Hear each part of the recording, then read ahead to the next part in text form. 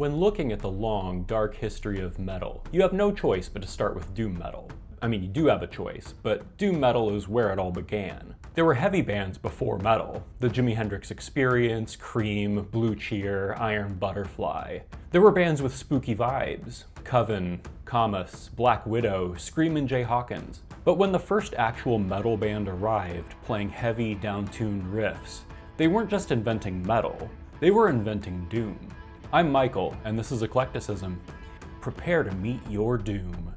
Today we start a journey into metal. We're starting with doom metal, what it is, how it evolved, a lot of recommendations for great bands and albums along the way. I never grew up listening to metal, or at least not the extreme stuff, but over the last 7 or 8 years, I've been getting deeper and deeper into metal. Like many explorations, the deeper you go, the more you realize there is that you don't know yet. So I'm going to cover metal topics in a sequence that I think someone who's not into metal could follow along and maybe find themselves also getting sucked in. Doom metal is not only the first style of metal, but I think to many listeners, especially those who enjoy hard rock, classic rock, or the blues, they'd be most likely to connect to this style of metal right away.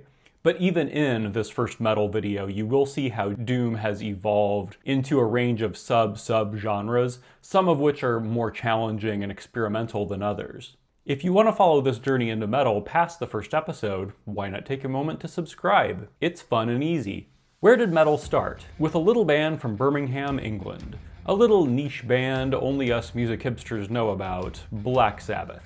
Loki, why are we tap dancing? Why are we tap dancing all of a sudden? They were originally called Earth, but changed their name early on, although another band descended from their lineage would adopt the same band name decades later. To Sabbath, they were just playing rock music and applying their own unique stylings to it. Tony Iommi, lead guitarist, had lost the tips of 2 fingers in a sheet metal accident when he was a teenager. This injury was an influence on how his style of playing developed. He frequently used power chords, which were easier to play, and down-tuned his guitar, giving it a deeper, darker sound. This style of detuning would be influential throughout the entirety of metal music. Then you have Geezer Butler, a bassist who complemented Iommi with his own down-tuned playing, and the frequent use of the wah pedal.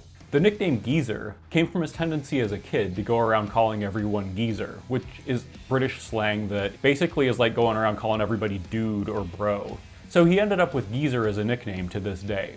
Butler was also the main lyricist during the band's early and most influential period, writing lyrics that showed a fascination with religion, the occult, and horror that would become just as central to metal as down-tuned playing. I love that the same person is writing these dark lyrics and going around calling everybody geezer. Their drummer, Bill Ward, set a standard for metal drumming. On the first album, you can hear jazz influences, which would later be left behind as the band's sound developed and departed from just sounding like really heavy blues rock.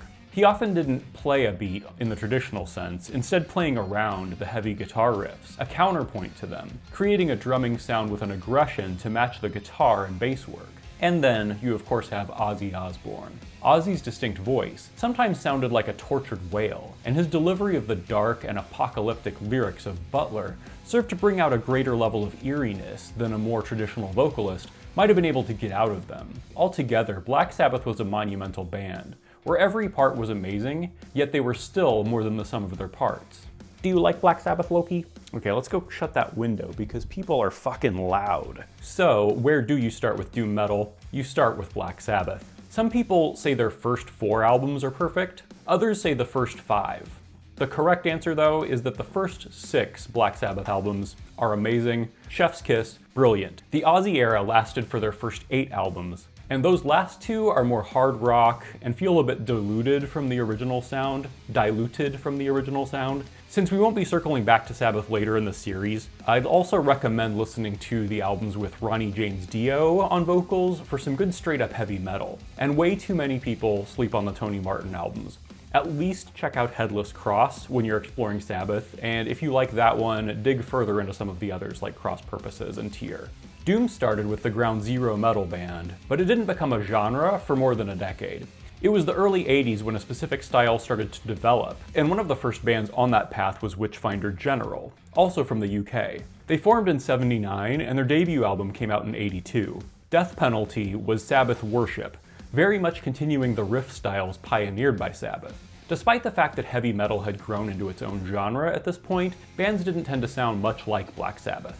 Speed was taking over. Because of this, Witchfinder General were one of the most successful early attempts at emulating that early, ponderously slow and heavy Sabbath sound. Originally considered part of the new wave of British heavy metal, or Nawabum if you want to sound ridiculous, Witchfinder General are now often referred to as traditional doom metal. Bands that follow the Sabbath template fairly closely.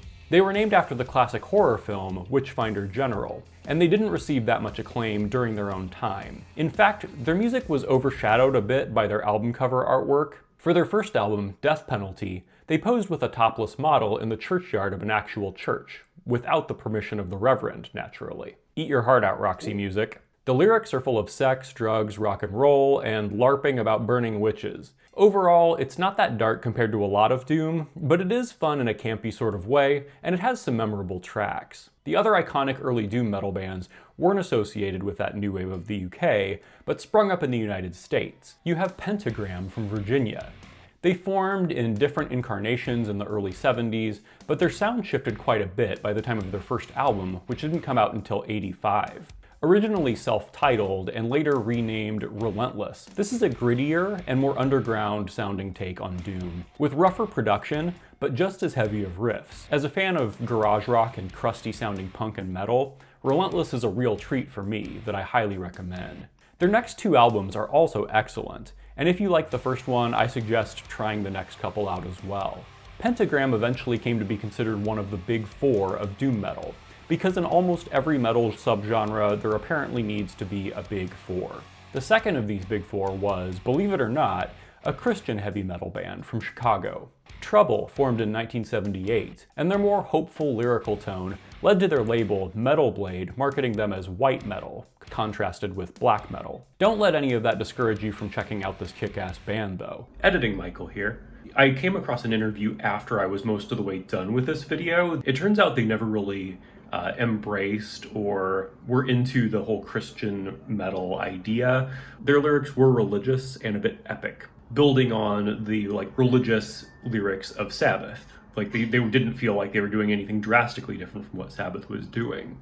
Their debut, Psalm 9, which is also sometimes called their self-titled album, is great. And so is its follow-up, The Skull. With great grooves and riffs throughout, and better production than some of these other early doom albums, I'd highly recommend checking out at least those first two. The third one, also good. Third amongst the big four was St. Vitus, whose self-titled debut came out in the same year as Troubles. This LA band formed in 1978 and were influenced by classic metal and proto-metal, along with some contemporaries like Black Flag. In fact, they were signed to Greg Ginn's SST Records, known for bands like Black Flag and Minutemen. Ginn found St. Vitus interesting because he saw them as being the opposite of what was popular in metal at the time. St. Vitus even toured extensively with Black Flag throughout the early 80s. You can feel some of that garage influence on the self-titled debut by St. Vitus, which is a bit rough around the edges in a very good way. There's also still a touch of classic proto-metal in their sound. I can't listen to their early work without occasionally thinking of Cream for some reason. They're best known for their third album, Born Too Late, and I'd say the first three albums are essential listening if you're diving into doom. And last of the big four, you have a band known for their epic doom metal. From Stockholm, Sweden, let's talk about Candlemass. Other than Sabbath, they were the first doom band that really caught my interest, and it was because of that epicness in their sound. Epicus Doomicus Metallicus from '86 had an immediate impact on me and made me immediately curious to learn more about doom metal. The vocals tend toward operatic. The lyrical topics, like the riffs, are dark and heavy, full of fantasy tropes and solemn emotions. Candlemass had a very consistent run throughout the '80s, with their first four albums all being wonderful. I would start with Epicus Doomicus Metallicus, and then Nightfall, their second album. This will give you a sense of both their vocalists during their period, and some of their best songs from this era as well, but like I said, the whole 80s era is great for this band. Circling back to the UK, we should talk about Pagan Altar. Pagan Altar were not that well known in the 80s, but toured London with elaborate occult stage shows. They self-released one album, Judgment of the Dead, before disbanding. They were later rediscovered, reformed, and had a major career renaissance until their vocalist, Terry Jones, died of cancer in 2015. For the sake of studying doom, their debut album, Judgment of the Dead, is vital.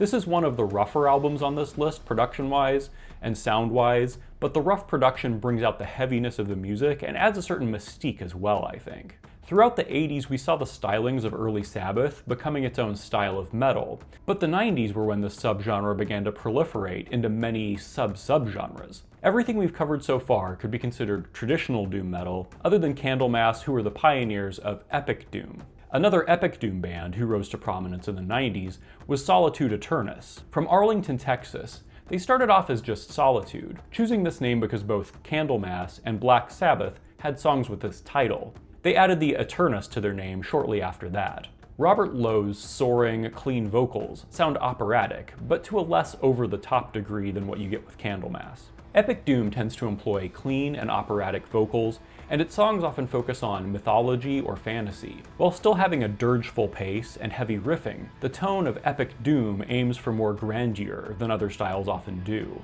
The style's name came from the first Candlemass album title, an homage to the band who pioneered the style. And by the way, this is one thing I really like about metal. This isn't the only time where a genre's name actually came from one of the bands or albums that pioneered the style. Some of the history of the genre is built into the genre names, which make them feel inherently more meaningful than when you just have a journalist making up a term to lump together some albums and artists.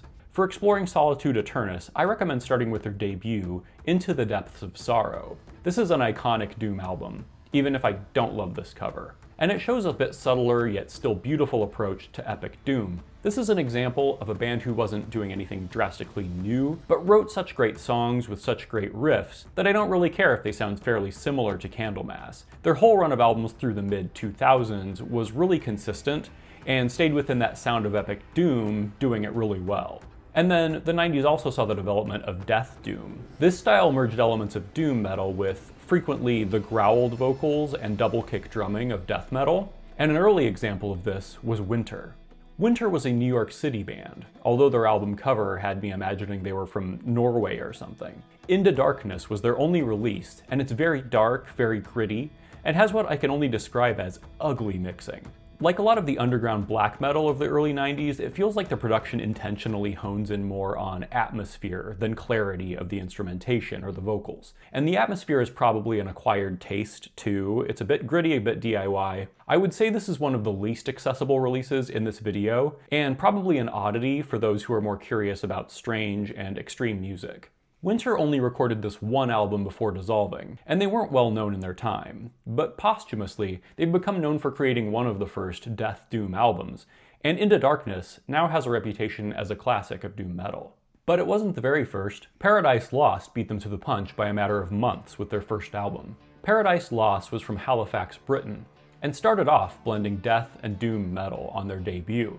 They would quickly become known for being pioneers of gothic metal, and their second album, Gothic, manages to straddle this line and end up being highly influential in both of these subgenres. Again, the genre name was an homage to an originator of the sound. Gothic is a brilliant album, still retaining some of the death and doom elements of their debut, but introducing strings and clean female vocals, and guitar harmonies that feel haunting and brooding. Again, we have growled vocals, but all in all, this album feels quite accessible to me. It maintains a steady, heavy, and dark, yet melodic tone throughout, without any dips or weak moments. And this band would be heavily influential on death doom and gothic metal to come. Several other popular death doom bands would be influenced by Paradise Lost, including My Dying Bride. This is another band who would become better known for their gothic metal, and is still going strong all these decades later. But they debuted with an excellent death doom album, As the Flower Withers. From the beginning, the synths create a tone that could be considered gothic actually, but this is a minor element in the album's mood. Long, dark, and lumbering tracks like Sear Me establish them as a riff-heavy doom band, who can slow things down or make their guitars chug, whichever works the best for creating a heavy sound that makes me imagine brooding nobles looking out their castle windows on a rainy night. The guitar work, the growled vocals, and the ponderous riffs set this as one of those early pivotal death doom releases. Not quite as pivotal as their second album, the masterpiece Turn Loose the Swans. Still incorporating both death and doom elements, the death is dialed down a bit, and what they add is more melancholic majesty, which comes through more with fewer growled vocals than on the debut. The string sections and piano, along with dramatic, clean vocals, all create a brooding and somber soundscape that carries a heavier weight of emotion than the debut did, at least for me. This is an essential for gothic metal, but also an important album when looking at death doom in its history. And last of the death doom bands that I'll be covering for now, Katatonia.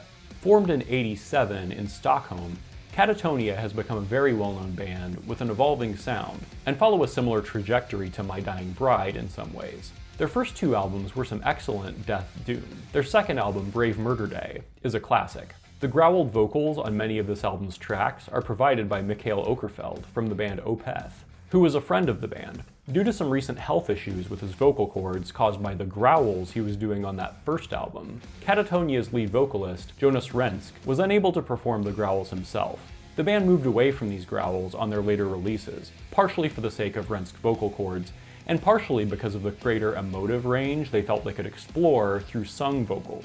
Brave Murder Day is another essential classic of death doom, and it's interesting how many of the bands who started in this scene would then go on to make albums that further defined the sound of gothic metal. But we'll save the real explorations of that for another video. And next we have my personal favorite subgenre of doom, maybe my favorite kind of metal, sludge doom, or sludge metal, or just sludge. Is like the grimiest, ugliest, stinkiest doom you can imagine. Doom's child who refuses to shower or go to school or cut down all their alcohol and meth consumption. Sludge mixes the down-tuned guitars and slow pace of doom with the aggression and attitude of hardcore punk to make something that sounds fucking toxic.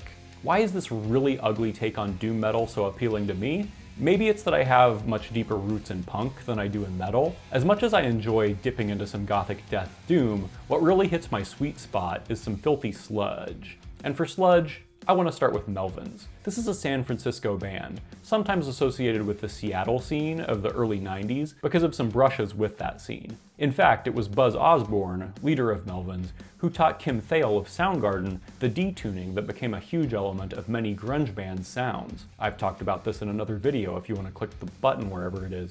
But really, Melvins were always in their own lane. Their first two albums are now sometimes called sludge metal, and I can see an argument for that. But to my ears, where they really started to move into sounding like what sludge would become was on their third album, Bullhead. This is a short album full of so many badass riffs and crushing drums to match them. It's overshadowed a bit by some of their later albums, and there are a lot of great Melvins albums that would come out later. But I'd recommend this one if you want to hear a band crafting a sludge doom a few years before it started to become a clear genre. And then, just a year after Bullhead, do you know what the Melvins did? Actually, hold on to that thought, I'll circle back to it. Anyway, Melvins were one of the genre's blueprints, but it was New Orleans where this gumbo of disturbing ingredients was simmered and seasoned until it stunk just right. There were more good NOLA sludge bands than 3, but this video is already going to be kinda long, so I'm going to focus on my top 3, who are also the most obvious. Eyehategod. Even the name of this band is ugly. Every album cover is ugly. Mike Nine Williams' vocals sound like some drunk nihilist screaming at people on the street. These songs have riffs as heavy as lead, and the drumming of Joey Lacaze is brutal. They have a swampy groove to them despite all the distortion and crushing anger. Their second album, Take As Needed for Pain, is when they came into their own and is a sludge classic. This album blew me away when I first heard it, because I was drawn in by the riffs and the grooves, the hardcore aggression that doesn't seem like it would match the slow music, yet it does. It manages to be intense, noisy, and groovy all at the same time. Groovy, baby! Mike Nine has said he thinks of Eyehategod as a punk band, and you can feel that attitude seeping through the speakers despite the pace of the music. Following Take As Needed for Pain, they released Dopestick, which somehow feels even angrier and uglier. It's full of more crushing riffs and tight musicianship, which is amazing considering how strung out the band was at this point. This one, at time of filming, is my favorite Eyehategod album, but both of these are must-listens if you're exploring sludge doom. And although it doesn't break as much new ground, their Confederacy of Ruined Lives is yet another consistent slab of beautifully disgusting noise. And then there's Acid Bath, another NOLA band who made 2 great albums and then broke up after the passing of their bassist. But those 2 albums are fabulous.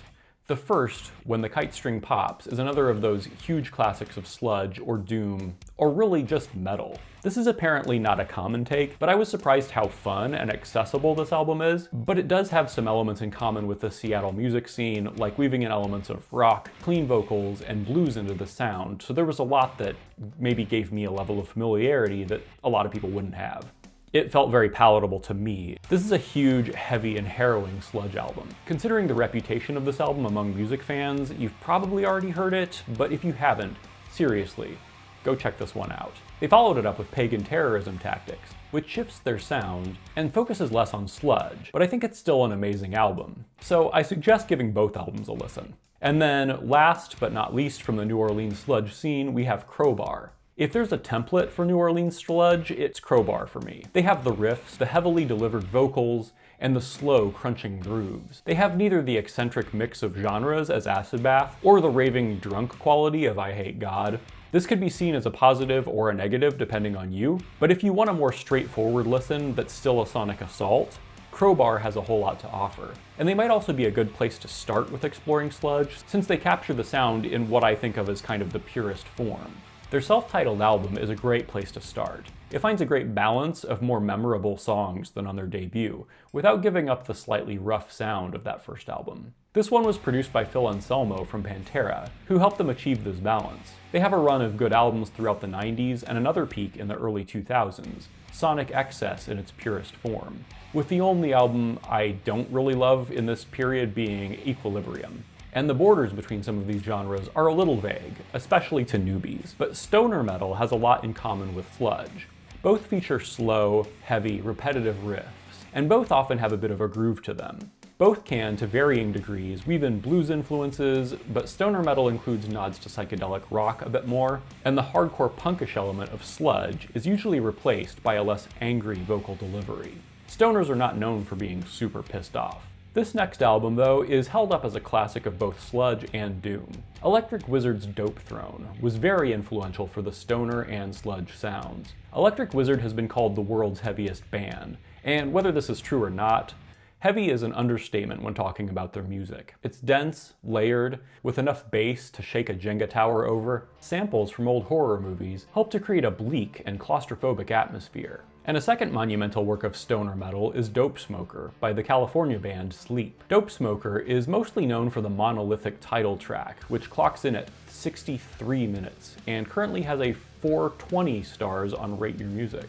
This song has a slow, heavy riff that gradually builds throughout that epic runtime. It takes a long time before you get to the vocals, which encourage you to drop out of life with a bong in hand. Funnily enough, I've never actually listened to this one while high, but I've heard it's a great experience. Sleep is one of the big names in stoner metal, and the same goes for Electric Wizard, so exploring more of their discographies is worth it for sure. But for the first stoner metal album that resonated with me, even before I'd gotten very far into my metal journey, try out Elder, with their second album, Dead Root Stirring.